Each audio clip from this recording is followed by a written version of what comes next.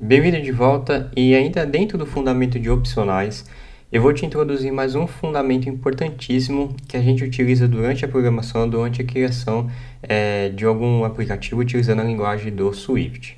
Então vamos lá. O primeiro passo que eu vou fazer é, de novo, criar um caso de uso específico, tá? Então imagine que dentro do seu app você tem uma função e essa função tem a responsabilidade de buscar um produto que esteja armazenado, por exemplo, no banco de dados, através do ID dele, através do identificador único dele, para que você possa exibir na tela esse produto. Então, isso aí acontece muito frequente, né, dentro do nosso projeto, então é legal que a gente tenha umas noções do que a gente espera, né, daqui para frente, quando a gente realmente começar a criar o app. Então, eu vou criar essa função, tá? Eu vou chamar ela em inglês mesmo, que seria buscar o produto pelo ID, então eu vou escrever aqui fetch product by ID. Então a ideia é fazer a busca pelo ID, então obviamente eu preciso de um parâmetro, esse parâmetro vai ser o ID do tipo inteiro, e ele vai me retornar o nome desse produto, que seria uma string, tá? Então para que a gente consiga fazer essa simulação, né, dessa busca do banco de dados, eu vou simular uma tabela aqui falsa, né? A gente já aprendeu a trabalhar com dicionários, então a gente vai usar esse recurso do dicionário, o dictionary, para fazer essa simulação como se fosse um banco, mas no dia a dia isso aqui não acontece, né? Então imagine aqui nessas linhas para baixo, aqui seria o banco, tá? De dados que iria retornar para mim, nessas linhas aqui de baixo. Então o que a gente teria? A gente teria um banco de dados, que seria um dictionary, né? Iria voltar para você um conjunto de chave e valor, com alguns produtos lá armazenados no banco. Então o ID 1 vai ser o iPhone, o ID 2 vai ser, por exemplo, um MacBook, e o ID número 3 seria, por exemplo, um iPad. Tá? Imagine que é uma loja aí que tem 3 categorias de produtos.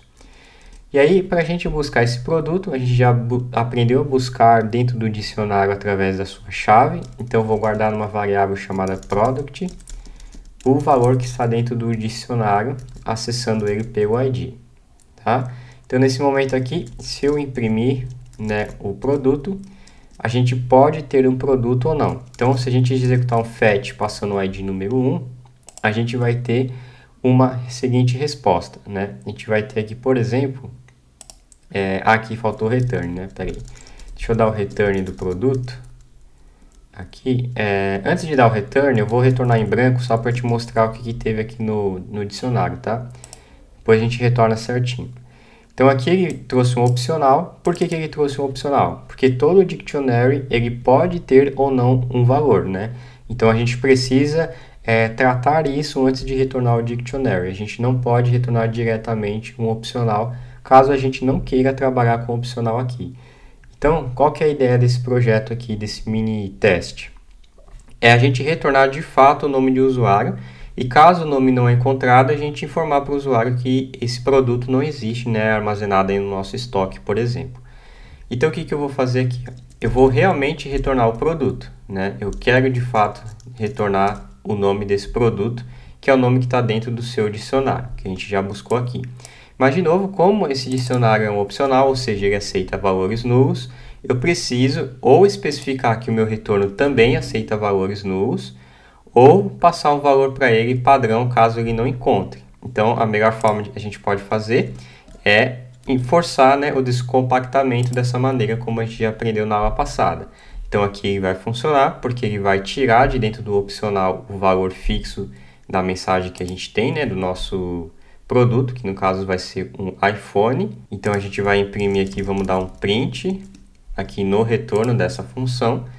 Então, aqui ele vai imprimir, por exemplo, deixa ele rodar aqui. Apareceu o iPhone. Agora, se a gente colocar o valor 10 que esteja fora do banco de dados, a gente já viu que vai dar um crash porque eu estou utilizando uma forma não segura de trabalhar com o opcional. Então, a segunda opção que a gente tem, que a gente já viu também na outra aula, é usar o if let, né? If let, se a gente tiver o conteúdo, a gente pode retornar ele aqui, direto, porque aqui já está o valor puro da string, né? Não está mais um opcional. Se não, como a função espera que tenha um retorno, eu sou obrigado a retornar alguma coisa. Então, aqui no else eu posso retornar, por exemplo, nenhum produto encontrado. Então, se a gente rodar agora com o ID número 10, vai parar de dar crash, vai mostrar uma mensagem para o usuário, e se realmente tiver um produto que esteja lá dentro, por exemplo, o ID número 1, ele vai retornar de fato o nosso produto. Então isso a gente já aprendeu, né? É só uma forma de a gente recapitular esse fundamento. É só abrindo aqui um parênteses dessa aula, como a gente já tem um return aqui dentro do bloco, eu não precisaria do else, tá? Se eu fazer aqui dessa maneira, o que acontece? Quando a função encontra um return da primeira vez, ele mata toda a execução daqui para baixo. Isso aqui ele não executa. Então, a gente não precisa obrigatoriamente usar o else. Essa é uma forma de você trabalhar com uma condição, né, se não, sem necessariamente utilizar o else. Isso também é possível. Mas só para deixar mais claro aqui nesse ponto, vamos deixar o else só para não confundir esse fundamento. Então, beleza. Essa aqui é a forma que a gente já aprendeu a trabalhar com if let, onde o que a gente faz aqui? A gente primeiro verifica o sucesso, certo?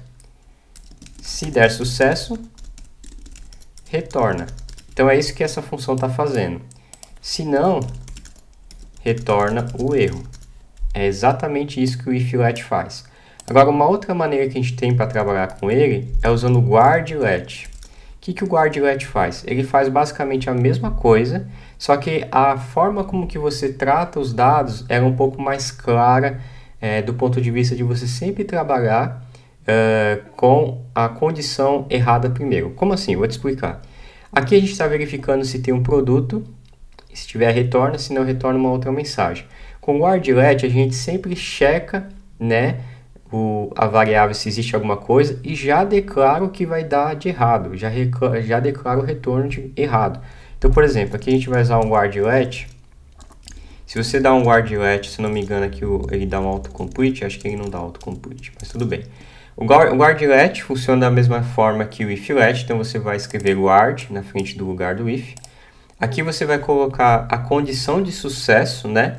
Então, por exemplo, na variável, deixa eu comentar a linha do código para a gente usar os mesmos nomes, tá?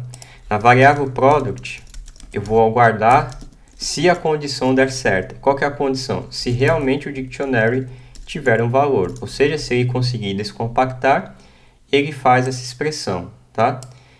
Se não, a gente já usa o else direto e o bloco de código com return. Então aqui a gente já vai retornar a mensagem de erro direto. Então o que ele vai fazer aqui? Ó? A ideia desse código é o seguinte. A ideia desse código é, primeiramente, tentar fazer essa expressão da verdadeira. Se ela é verdadeira, já vem para a linha de baixo. Já vem para essa linha. Se der falso, a expressão, ou seja, se ele não conseguir fazer o que tiver que ser feito aqui dentro, ele já joga para cá e já retorna direto a expressão, porque a nossa função espera um tipo de retorno. Então aqui eu posso retornar o product direto, tá? É bem semelhante ao if let, só que o jeito de você ler o código é um pouco diferente. Ou seja, nesse caso você primeiro trata a exceção para depois fazer o sucesso. Aqui não, aqui primeiro você faz o sucesso e depois você trata a exceção, trata o erro, né? A condição else. Então aqui fica um pouco mais limpo o código, né, em termos visuais falando, que em 2 linhas a gente fez a mesma coisa que a gente fez aqui em 4 linhas. Se você quiser quebrar aqui em mais linhas também, você pode quebrar em mais linhas também. Tem gente que gosta de trabalhar dessa forma, ou você pode usar em uma linha só que também vai funcionar. Então se a gente rodar o nosso código, o comportamento ainda é o mesmo, tá? Se a gente passar um ID que não exista no dicionário, ele não vai conseguir descompactar. E ele vai retornar uma mensagem padrão, que foi que a gente especificou aqui. Então, o guard let é muito comum a gente utilizar, porque quando a gente tem várias coisas dentro do nosso projeto, a gente vai usando vários guard lets para ter certeza que os dados estão ok. Por exemplo, imagine que você tem uma variável chamada de username, como a gente tinha visto lá na aula passada, que é uma string. Vou começar ela como nula, só para você entender, tá? E aí tem vários códigos no meio do processo. Aí depois você vai ter uma outra variável chamada de senha, password, que também é um nullable. E aí você pode ter vários códigos, tá? De novo. E aí você quer fazer o seguinte, você quer fazer uma expressão com o nome do usuário e com a senha, tá? E com o produto. Então o que você pode fazer? Para ter certeza que todos esses valores não são mais nulos, você pode usar vários guard lets, né? Você pode usar o guard let dessa expressão, vírgula. guarde let da outra expressão, vírgula, guarde let da outra expressão, vírgula, e assim por diante. Então, eu vou até quebrar aqui em linha só para você enxergar aqui, ó, de uma forma um pouco mais limpa, tá? O que ele está fazendo. Então, ele está tentando primeiramente descompactar todas essas variáveis para que nessa linha todos os valores não sejam mais um opcional, seja logo o valor fixo. Então, aqui realmente o username vai ter um valor, caso ele consiga descompactar. A senha também vai ter um valor. Então, todas essas três propriedades teriam um valor aqui para a gente trabalhar com eles, tá? Então, aqui a gente tem que pôr o let também. Peraí que eu esqueci de declarar o let. A gente vai pôr o let aqui e o let aqui. Então, a gente teria, né, uma forma enxuta de descompactar todas essas propriedades. Se nenhuma das três conseguir fazer ao mesmo tempo, né, se não existir variáveis nessas três, por uma razão ou outra dentro do projeto é obrigatório você ter, e aí acaba não tendo. Então, você pode fazer dessa maneira e dar um return único, né, para a condição geral dizendo o seguinte, por exemplo, todos os campos são obrigatórios, né? E aí você mostraria na tela do usuário para isso, tá? Então, recapitulando, o guard let é praticamente igual ao if let, só que aqui a gente tem uma forma de a gente guardar, o próprio nome já diz guard, é fazer uma segurança de que a condição que nós fizermos vai armazenar numa variável, vai ser uma condição que vai dar sucesso, né?